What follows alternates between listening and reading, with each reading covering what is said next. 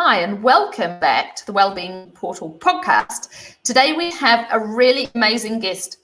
His name's Adam Zaks. Today he's going to be here to talk to you about the 3 top tips about how you can holistically address your stress. What are the starting points? And what can you do today to really begin to self-empower you to be able to become a better version of yourself? That is the entire purpose of the Wellbeing Portal. It's to upgrade you, not to perfect you, so you can become a better version of yourself tomorrow than you are today. And there's no better person for you to connect with today than Adam Zaks. He has a website which is called the A to Z Health, as in the letter 2, and we will put all the links and everything to him after the show, so underneath here, and you can access that and connect directly with him. But now I'll bring him up on the stage. Welcome, Adam. Thank you for that, for being patient with that introduction. I just wanted to make sure I introduced you holistically. Very nice, very nice. I loved it. Is that so? Anything that you want to add to that or correct from that? Not really, no. Health is holistic by nature. So the actual meaning of health is to be whole. And so that's what actually a lot of people don't realize. They think, being healthy is a chore or whatever. It's sort of like they're saying that life is a chore, because for me, health and life is interchangeable as a word. So it essentially just means to be whole. Brilliant. I absolutely love that. I think that's so spot on. So, with that in mind, let's get straight into how you can really, your words of wisdom and how you feel you can really help people to take those first steps in them empowering their own journey to decrease or to be able to control and direct their stress in the right ways.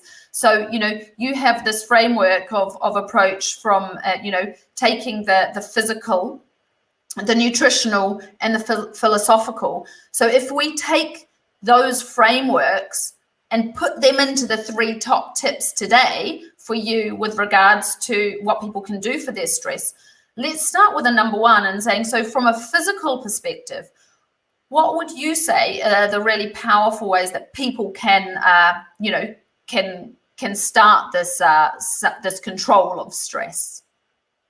Well, the first thing that comes to mind is sleep. So from a physical point of view, if you're sleeping correctly, you're already starting the day not in stress. So you're actually, there's a lot of people, they start the day with stress by sleeping incorrectly. And whatever they've done during the day as a bookend, the day and the night, I very much a proponent and prescribe to the idea of the yin yang, and which is why I now start studying Chinese medicine as an extension of my health coaching. So I've always been involved with this yin yang. And so if you can sleep well, your day will be well. And if your day will be well, you can sleep well. So this is how to start by not being in stress. And so if you have a bad sleep, then everything that you're doing throughout the day, you're trying to mitigate that stress. So the first thing to not have stress is to not start with it. The next thing you can do is to move. So one of the first things you should do in the day is start with some yoga or some stretching. And paired with this is breathing. If you're breathing well, this sets you up physically. So these are the main things that I would discuss physically, and to not get too extravagant with the advice, because we want to go into physical, nutritional, philosophical health. The main thing for physical is to sleep well, to breathe well, and to move. Okay, and I think that that's words of wisdom that for many people, realize that health doesn't have to be complex. It's often actually going to things that are logical, but to really bring that into your consciousness. And that right there is really 3 words that often take people, years and years of study to understand, and behind what Adam's saying, he can probably go deep into the science of it. If you were going to go into these three, the sleep, move, and breathe, of those, like why do you want to hone in on one of them, for example, just to give an explanation as to the why? Because we were talking before about Adam's book that he's actually, recently just launched. This is a doctor study sickness, you should study health. And all of that is really around the why. So why, if you're going to take one of these sleep, move, or breathe factors, why is it so important? Well, it is a reiteration. Probably I would go down the pathway of sleep. So by not starting with stress, you then don't have its opposite, right? So, but let's talk about the adverse effects of not sleeping well. So the why is you don't want to have a terrible day because of a bad sleep. And the terrible day is things like, pulling out in front of someone on the road because you weren't concentrating because you were half asleep. It's the being snappy with your loved ones because you don't feel good because you didn't sleep well. It's the not being able to concentrate and not being able to speak in this interview. It's not being able to get your words straight and be able to think of the right words when you're communicating with people. So there's so many factors. Now it has a massive effect on your digestive system. So if you don't sleep well, you're not going to be able to digest your food properly. So you're going to actually, if you're not sleeping well on a long term, then you're actually going to have long-term digestive problems because the digestive system is the mother of all systems. So all the food you eat then impacts all of the other systems of the body when you start to look at all of the systems of the body. And so one of those main systems is the endocrine system. So if your hormones aren't right, that is because your digestive system isn't right, which is often because your sleep wasn't right. So there's a huge why there, why you should sleep well, because it has this massive cascading and flow-on effect with so many other areas of your life. Now, the A to Z health system, like a good friend of mine put it, is like a hologram. So if you were to choose any subject, I can then say all of the other systems of health rest under that, like a drop-down menu. So it relates to each other. Absolutely. I love it. I love it how you gave that visual picture of the drop-down menu. It's so true. And I've never actually heard that metaphoric kind of explanation of it before. I think that it's so important. And I think that sometimes sleep is the lack of sleep is nearly glorified. I don't know what you find, but it's nearly kind of like that cool factor, or I'm so successful that I only sleep for 5 hours a night, that, and I'm fine. Well, people want to see what they want to see, but it's been proven in millions and millions of scientific studies that sleep is the foundation of health. We actually have an entire week within our, the first program in our wellbeing portal on sleep. Maybe you should come and contribute to that, because I love, like what you're saying in there. But then before we move on to the nutritional factors, because we could go deep into this, but maybe we should do a 3-part series or something. But before that, I think that it's really important when you say that the 3 main factors for controlling your stress physically are sleep, movement, and breathing. So I just think that those 3 are like little gold nuggets of knowledge, and just knowing that they all feed back round to each other, and how important it is. And the other thing is that in terms of stress, in the portal we've got a whole, one of the bites is on breathing and stress, because it has such a huge impact, and people forget and they don't understand what happens when you don't breathe in terms of the stress hormones, and when you do breathe, that happens in terms of the stress hormones. For stress, what would be your top focus points if you're addressing it from a nutritional perspective? Okay, so no, in the A to Z health system, nutritional health actually means that everything that you're putting into your body. So, philosophically, this can also mean inflammation, but then we're sort of edging onto the philosophical part of things. That's how there's a blend. We'll get But into it, and we'll get into that one after. and if we're including everything that we put into our body, the first thing has to be water. So because we're, predominantly water, that in order for us to flow better, we actually need to be drinking more water, and people aren't drinking enough water. And so this becomes a massive problem for people, and a massive source of stress when they don't drink enough water.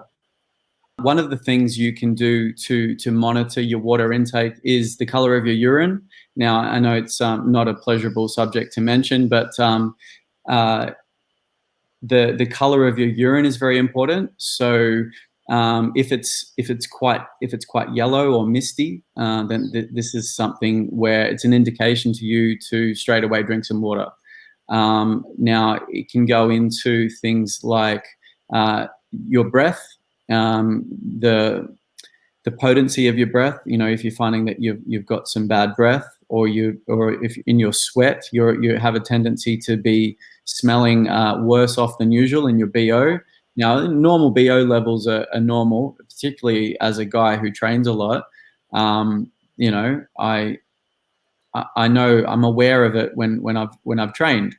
But it's like extreme levels of BO or extreme levels of bad breath is what I'm talking about in your urine. Now, one of the big things is dry lips. So dry lips is already it already means you're dehydrated.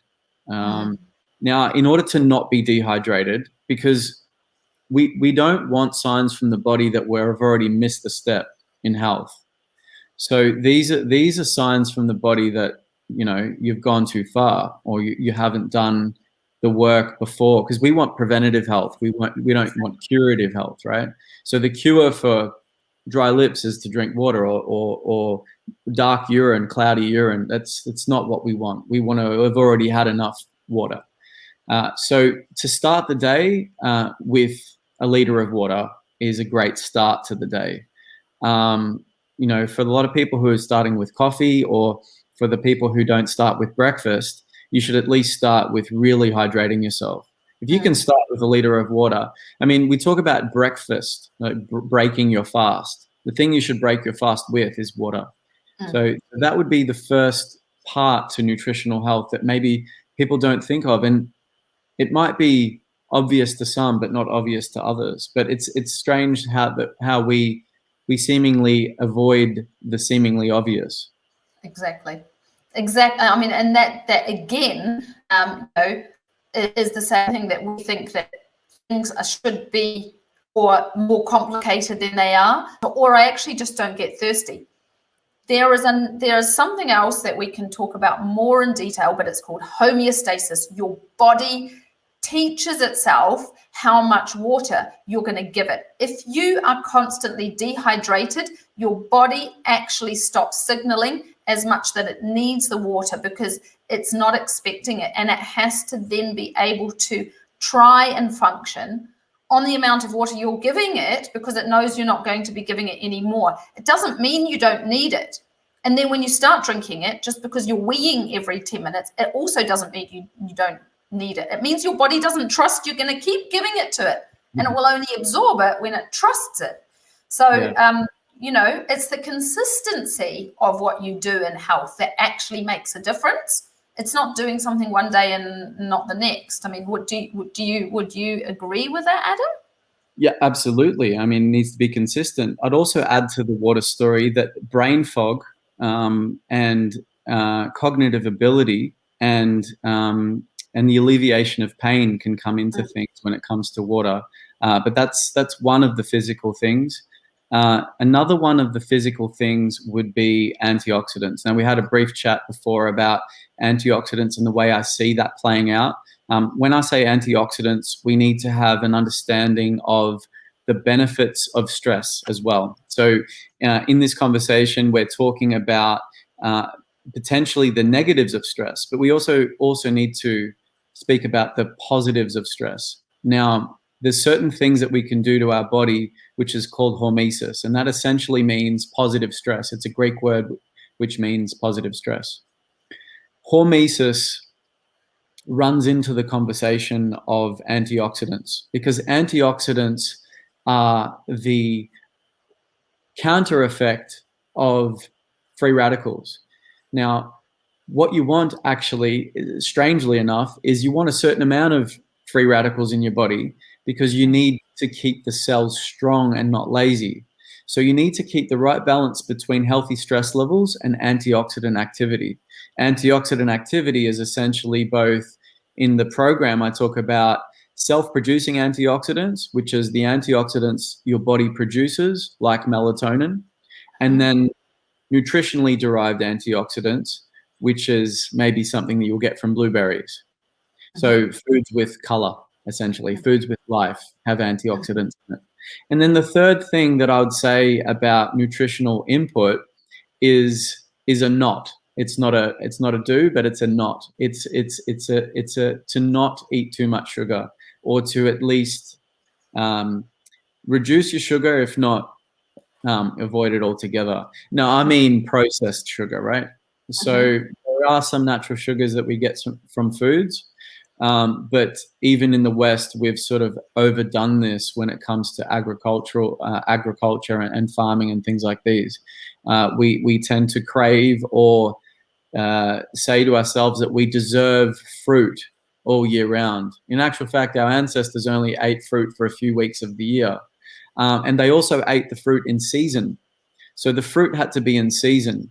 So it had to be, say if you lived in a tropical climate, you might eat mangoes for a week or two.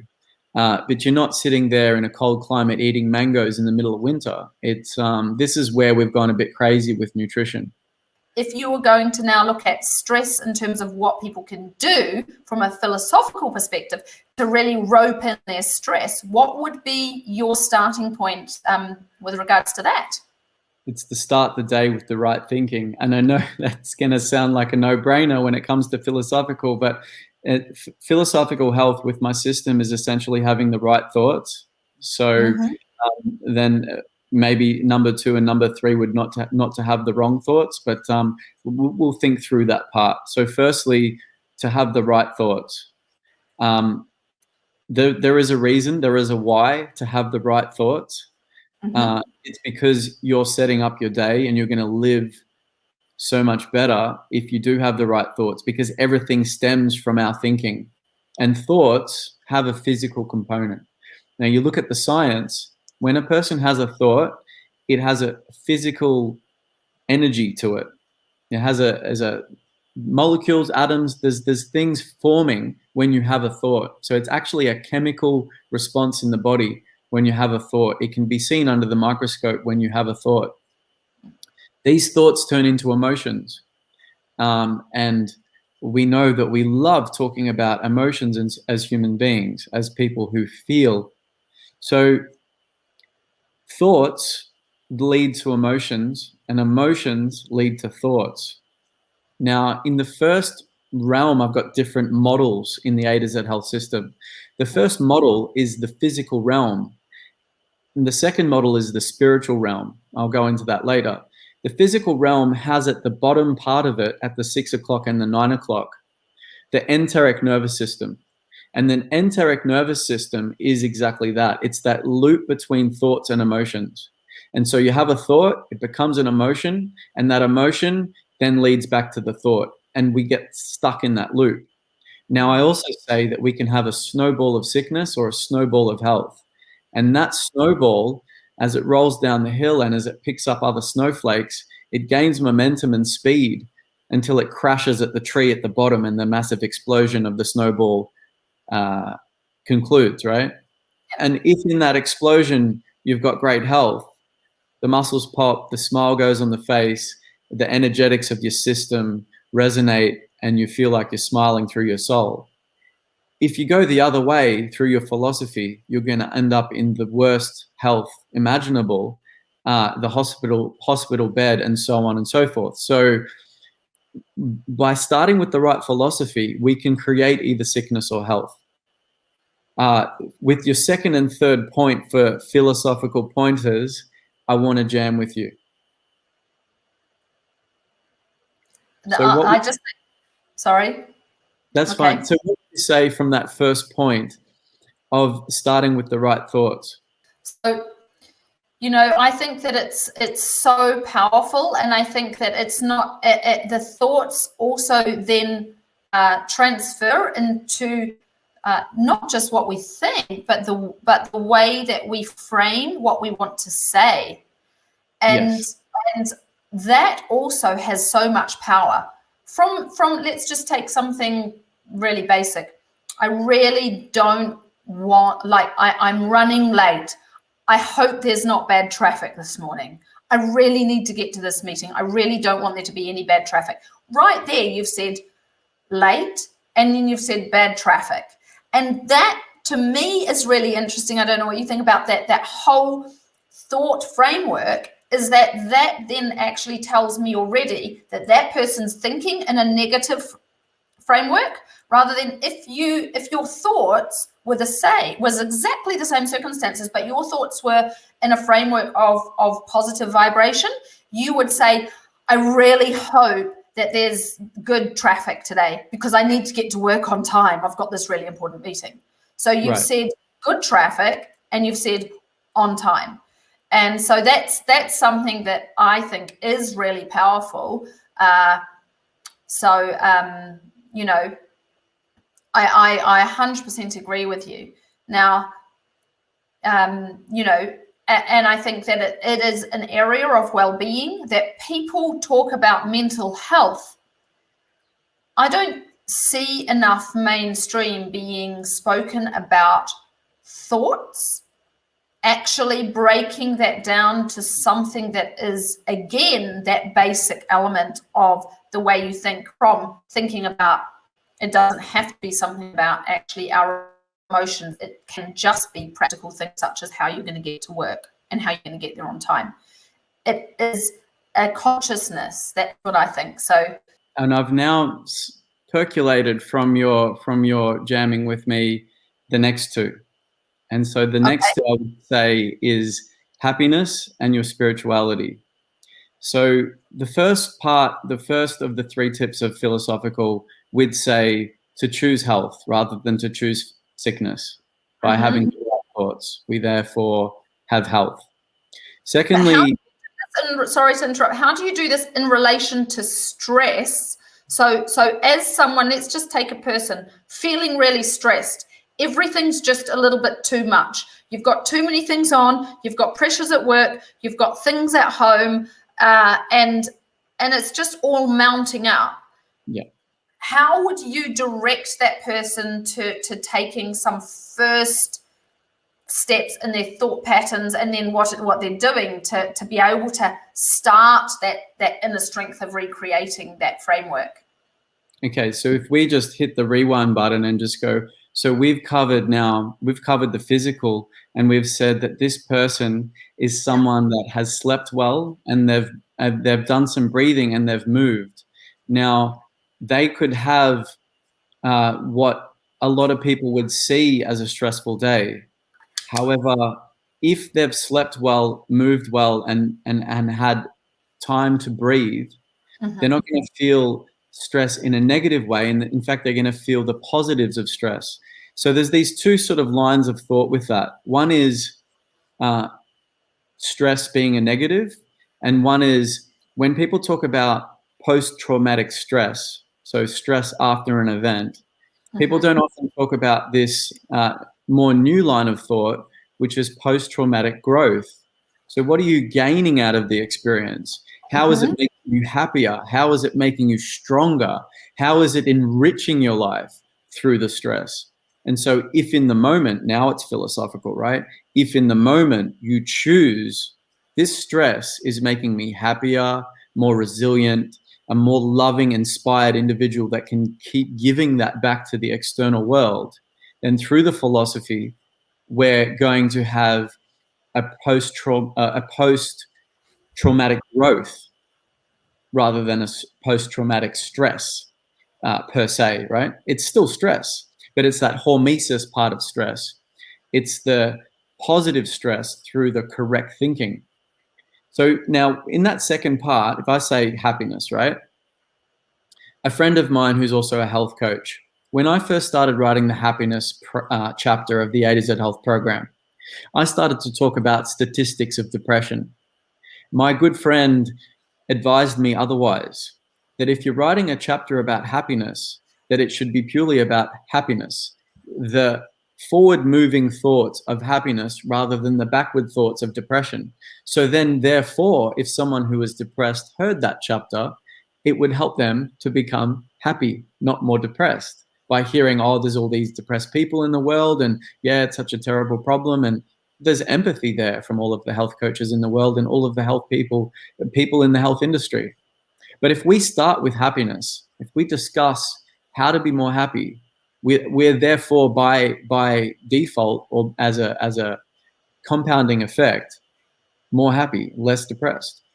The third thing is spirituality. But I feel that spirituality, your version of spirituality, whether it be reading a Bible or being connected to the divine, which is my version of spirituality, if you've done all those other steps in the physical and the nutritional, I believe that the spiritual realm, the two A to Z health circles, both with the formulation of the yin yang, the balance of the yin yang, the physical realm, the balance of the physical, therefore you can then obtain the spiritual realm. And so then I go in depth of how to harness and be connected to your spirituality, being a third part to the philosophy that we're talking about. So it can actually control you if you let it.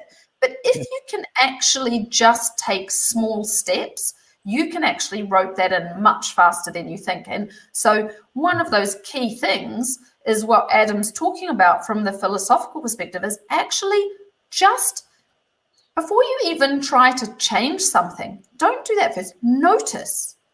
When you actually notice the way you're thinking, you'll be surprised not only at how quickly you can change it, but how quickly you first become conscious of it. When you frame something in the negative, how then, even if you're not saying it out aloud, think it in a positive context. I'm going to be late for work. And then, no. What did you just do, Sarah? No, I really want to be on time for work. Okay, just look at that, because already having those thoughts that are reversed is disempowering your stress that can cause disease, ill health, depression, digestive dysfunction, and suffocate your brain from being able to focus. All these things that Adam spoke about. If today you're going to start with one thing, start with noticing your own thought patterns, because it takes no time. It requires no change in your lifestyle, no change in your habits, nothing that anyone else even has to do other than you being consciously aware of that. And you'll be so surprised how quickly you start to then feel uncomfortable when you start realizing how often you think things you don't want to. And that uncomfortableness, embrace it, because then you'll change it. So, I just think, Adam, you've obviously got just literally a wealth of brilliant insight, information, knowledge, and things that people really, I find it really is very connected. It's really taking the whole person and allowing you to have that consciousness and that motivation to make that transition to become the better self, but really understanding all the reasons of, how and what, and then why, which leads me, before we close off today, to the last but not least. I think that what's really important, can I just give you a little plug, Adam? Yeah, sure. Thanks. Okay, so what's really important here is that people understand that they can actually do something. You don't just have to hear this podcast. You don't just have to sit there and think that's fantastic and take a little snippet, although that takes you that one step closer. But if you want to delve in, there's a world of opportunity. So, Adam is available. You can invest in your health. You invest in it. You decide what's more important, a pair of shoes, going, to get whatever gadget you want, whatever it is, or deciding that you can actually wear those shoes for longer and make more use of that gadget if you're feeling good. So invest in yourself. Adam's got this A to Z program that is a big journey, a holistic journey. It takes time, but if you're actually ready, rather than just having snippets of well-being, but you actually are ready to delve in, look at his program. That A2 as in the number ZED health.com, A2Zhealth.com. It's globally available. You then get to connect with Adam directly as well. But he also has this book. So if you want to know more about the why, then you can also, get his book and learn more about this holistic approach. So doctors study sickness. Sorry, I'll get it right. Doctors study sickness. You should study health. That's right. Beautiful. By Adam Zaks.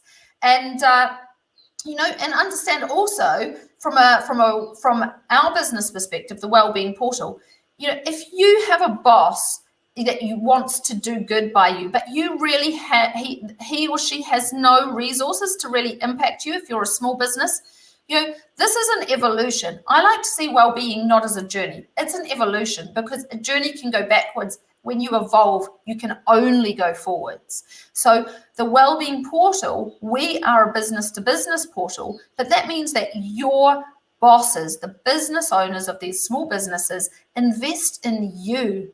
And then they take you on a journey, because they know that if you feel better, you'll perform better, and then they'll do better. So, whether you go to Adam if you're an individual, or you go, you're a boss and you want to make the most of your people, this well-being industry is a people-to-people industry. We want to help you to perform, to maximize who you can be. And that's Adam's mission. That's my mission.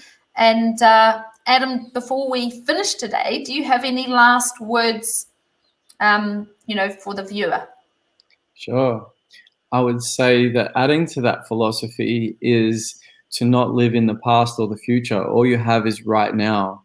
So when you're starting to think about past events, or you're trying to future project, you can't possibly be here in the now in your mind. But the actual fact is your body's here and your soul's here.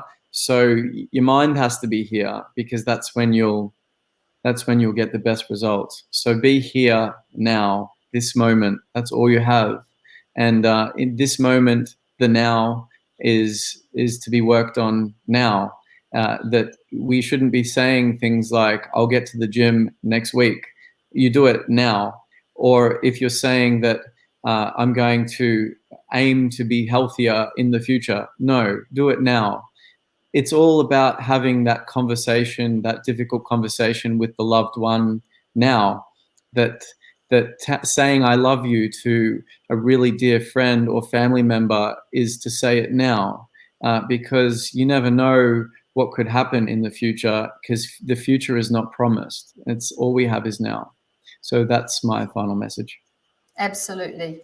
So, Adam, thank you so much for coming on the show.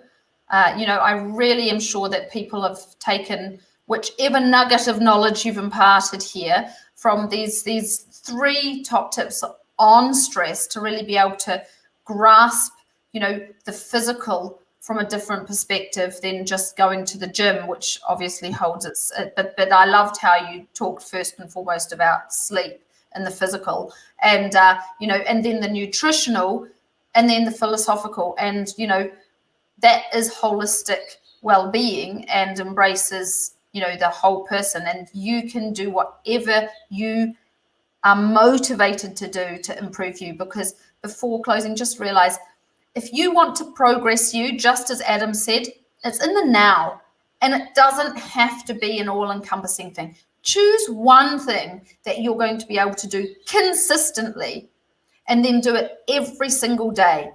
And then don't do another one for 21 days, and then have another one at the ready, and know that then you layer on the next thing, because that is how you can progress you to become the best version of yourself.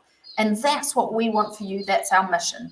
So thank you so much for watching today. And we really look forward to you reaching out to us for any questions. Reach out to Adam. And Adam, can people find you on social media as well? Yes, Facebook personally, and also the A to Z Facebook page, A to Z Health Facebook page, and also on Instagram. You can type in Adam Zaks or A to Z Health. You can find me on both. So mainly Instagram and Facebook. But yes, if you are that way inclined, please check out the website as well. Brilliant.